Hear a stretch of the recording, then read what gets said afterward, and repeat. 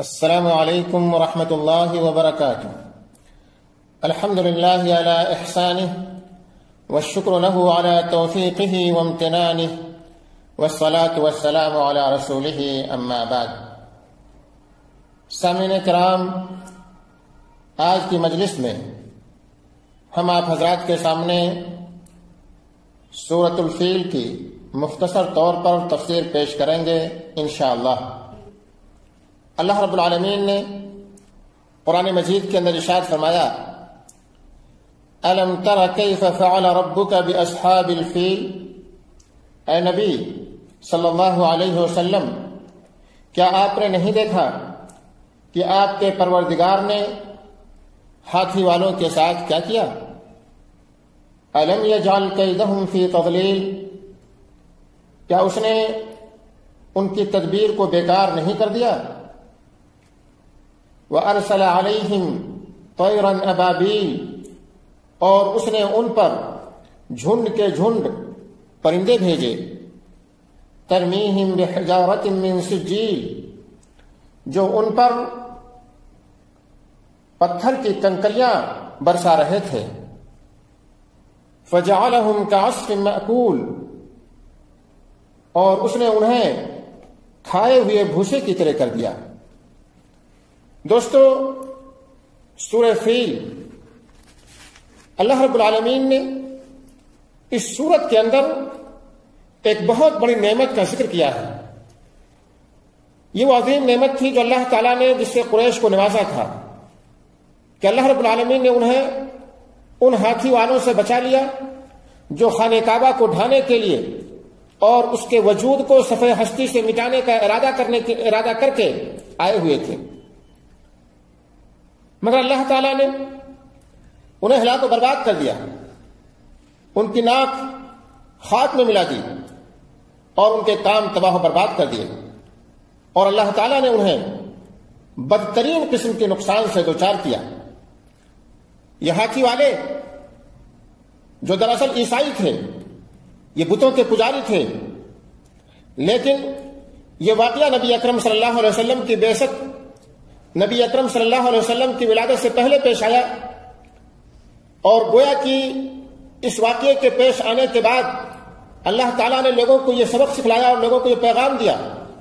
کہ اے قریش کی جماعت،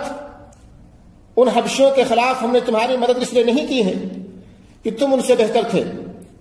بلکہ یہ سارا کا سارا اہتمام اللہ تعالیٰ نے اس مقدس گھر کی حفاظت کے لیے کیا ہے جسے ہم عنقریب خاتم الانبیاء حضرت محمد صلی اللہ علیہ وسلم کی بعثت کے ساتھ عز و شرف اور تعظیم و تکریم سے نوازنے والے ہیں۔ دوستو، آپ لوگوں نے بارہا ہاتھی والوں کا واقعہ سنا ہوگا۔ یہ ہاتھی والے، ان کا واقعہ کیا ہے؟ مختصر طور پر میں آپ حضرات کے سامنے ذکر کر رہا ہوں کہ حبشہ کے بادشاہ کی طرف سے یمن کے اندر ابرہہ الاشرم کو گورنر مقرر کیا گیا تھا، اور اس نے صنعاء کے اندر، جو یمن کی راجدھانی آج کل ہے، ایک بہت بڑا عیسائی گرجا گھر، عبادت گھر تعمیر کیا تھا، اور اس کی کوشش یہ تھی کہ لوگ خانہ کعبہ کی بجائے عبادت اور حج عمرہ کے لیے اسی گرجا گھر کی طرف آیا کریں۔ لیکن یہ بات اہل مکہ کو اور عرب کے دوسرے قبیلوں کو سخت ناگوار گزری، اور ایک شخص نے غصے میں آ کر کے ابرہہ کے بنائے ہوئے گرجا گھر کو غلاظت سے پلید کر دیا، پیخانہ کر دیا۔ چنانچہ اس کی اطلاع ابرہہ الاشرم کو دی گئی کہ کسی نے اس کے گھر کو ناپاک کر دیا ہے۔ چنانچہ اس نے اسی وقت خانہ کعبہ کو ڈھانے کا ارادہ کر لیا، اور کیل کانٹے سے لیس ہو کر کے ایک لشکر جرار لے کر کے روانہ ہوا تاکہ کوئی بھی اس کی راہ میں حائل نہ ہو سکے، اور اس نے اپنے ساتھ ایک بہت زبردست موٹے اور تازے جسم والے ہاتھی کو بھی لے لیا کہ اس طرح کا کوئی اور ہاتھی کہتے ہیں کہ کبھی دیکھا نہیں گیا تھا۔ اس ہاتھی کو محمود کہا جاتا تھا، اور اس ہاتھی کو نجاشی جو حبشہ کا بادشاہ تھا، اس نے بھی اسی مقصد کے خاطر ابرہہ کی طرف بھیجا تھا۔ ابرہہ نے یہ ہاتھی کعبے کی عمارت کو گرانے کے لیے اپنے ساتھ لیے تھے۔ اس کا منصوبہ یہ تھا کہ زنجیروں کو دیواروں میں رکھ کر ہاتھیوں کی گردنوں پر رکھ دیا جائے اور پھر انہیں دھکیل دیا جائے کہ وہ کعبے کی ساری دیوار کو ایک بار ہی گرا دیں۔ لیکن اللہ رب العالمین کا معجزہ اور اللہ رب العالمین کی قدرت دیکھیے کہ جب ابرہہ اپنے لشکر کو لے کر کے مکہ کی طرف روانہ ہوتا ہے، راستے میں عرب کے کچھ قبیلے کے لوگوں نے اس کو روکنا چاہا اور ان کے ساتھ جنگ بھی ہوئی، لیکن اللہ رب العالمین نے اس جنگ کے اندر ابرہہ کو غلبہ سے نوازا اور عرب کے جو قبیلے جو اس سے راستے میں لڑنے کے لیے تیار ہوئے، جو لڑے، سب کو شکست دوچار کر دیا۔ اور اس کے اندر ایک طرح سے اللہ رب العالمین نے پیغام دیا تھا کہ اللہ تعالیٰ خود اس کی حفاظت فرمائے گا، کیونکہ یہ اس کا گھر ہے، اسی کا حرم ہے۔ چنانچہ دوستو، ابرہہ جب لشکر کو لے کر کے مکہ کے قریب پہنچتا ہے اور مکہ کے سردار عبد المطلب کو ابرہہ کا پیغام پہنچایا جاتا ہے کہ دیکھ لو، ہم لڑائی کرنے کے لیے نہیں آئے ہیں، ہم صرف اور صرف خانہ کعبہ کو ڈھانا چاہتے ہیں۔ تو عبد المطلب نے بھی کہا کہ اللہ کی قسم، ہم جنگ کا کوئی ارادہ نہیں رکھتے اور نہ ہی ہمارے اندر اس کی طاقت ہے، یہ اللہ کا حرمت والا گھر ہے اور یہ اس کے خلیل ابراہیم علیہ السلام کا بنایا ہوا گھر ہے، چنانچہ اللہ تعالیٰ اس کی خود حفاظت کرے گا۔ اور جب ابرہہ کی خدمت میں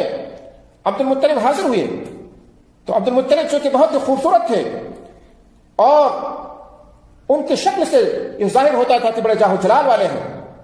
چنانچہ ان کے جلال اور عظمت سے متاثر ہو کر کے ابرہہ اپنے تخت سے نیچے اتر آیا اور آپ کے ساتھ فرش پر بیٹھ گیا اور اپنے ترجمان سے کہنے لگا کہ ان سے پوچھیے کہ آپ کی کیا حاجت اور ضرورت ہے۔ آپ نے ترجمان سے کہا کہ میری حاجت اور ضرورت صرف یہ ہے کہ بادشاہ نے میرے وہ 200 اونٹ جو لے لیے ہیں اس کو واپس کر دے۔ ابرہہ نے ترجمان سے کہا کہ وہ آپ سے کہے کہ جب میں نے آپ کو دیکھا تھا تو میں بہت مرعوب ہو گیا تھا، میں متاثر ہو گیا تھا، لیکن جب تمہاری گفتگو میں نے سنی تو اب تم میری نظروں سے گر گئے ہو۔ کیا آپ مجھ سے ان 200 اونٹوں کے بارے میں کہتے ہو جو میرے پاس لوگ پکڑ کر کے لے آئے ہیں، اور آپ نے اس گھر کا خیال بالکل چھوڑ دیا جو آپ کا اور آپ کے آبا و اجداد کا دینی مرکز ہے، جسے میں گرانے کے لیے آیا ہوں، اور آپ نے اس کے لیے کوئی بات ہی نہیں کی؟ تو عبد المطلب نے کہا تھا کہ میں ان اونٹوں کا مالک ہوں اور اس گھر کا بھی ایک مالک ہے جو خود اس کی حفاظت فرمائے گا۔ تو ابرہہ نے کہا تھا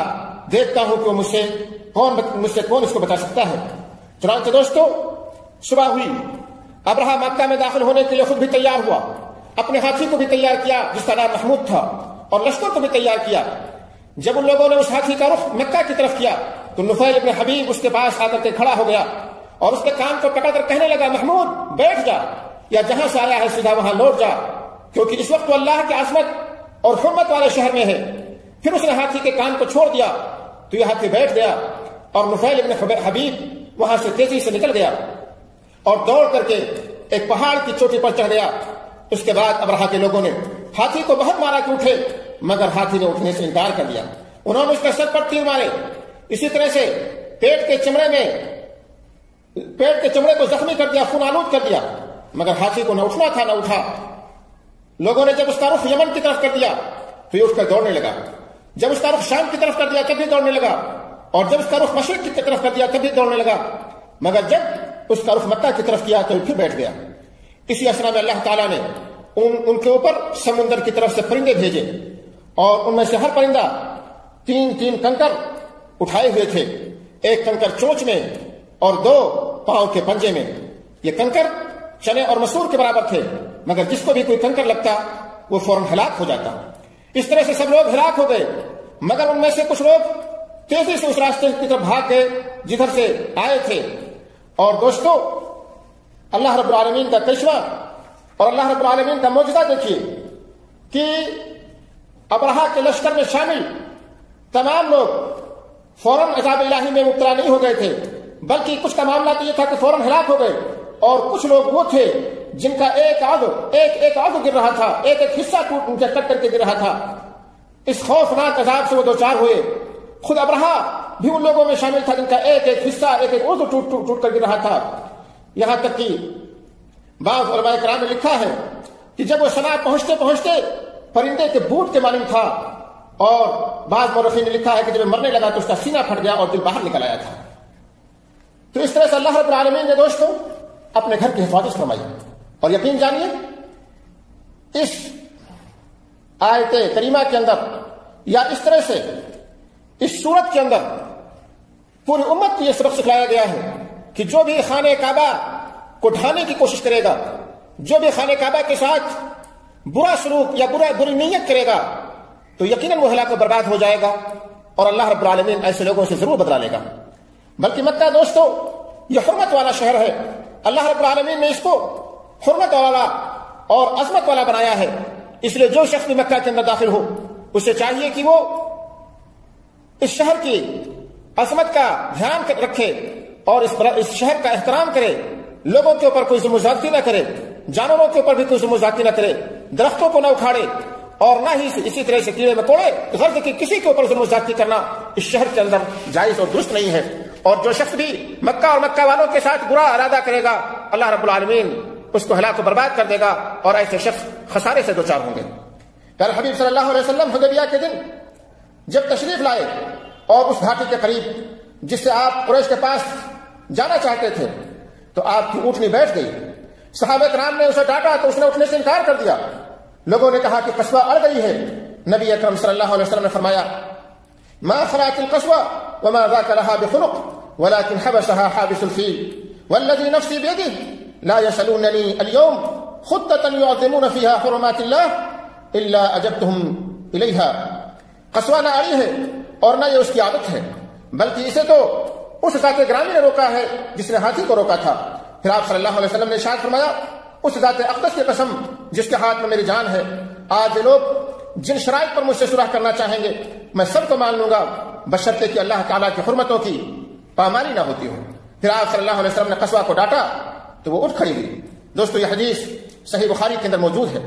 اسی طرح سے دوسرے حدیث کے اندر جو صحیح بخاری اور صحیح مسلم دونوں کے اندر ہے، پیارے حبیب صلی اللہ علیہ وسلم نے فتح مکہ کے دن فرمایا تھا ان اللہ حبس عن مکہ الفیل وسلط علیہا رسولہ والمؤمنین وقد اعادت حرمتها اليوم كحرمتها بالامس الا فليبلغ الشاهد الغائب۔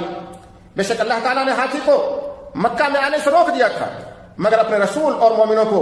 مکہ پر چڑھائی کی اجازت عطا فرما دی، مگر آج پھر اس کی حرمت اسی طرح لوٹ آئی ہے جیسے کل تھی۔ خبردار جو لوگ یہاں موجود ہیں وہ میری یہ باتیں ان تک پہنچا دیں جو موجود نہیں ہیں۔ دوستو اللہ رب العالمین سے دعا ہے کہ اللہ رب العالمین مکہ اور اسی طرح سے مکہ والوں کی حفاظت فرمائے، اور جو لوگ بھی ان کے ساتھ برا ارادہ کریں اللہ تعالیٰ ان کو ہلاک و برباد کر دے۔ آمین۔ وآخر دعوانا ان الحمد للہ رب العالمین۔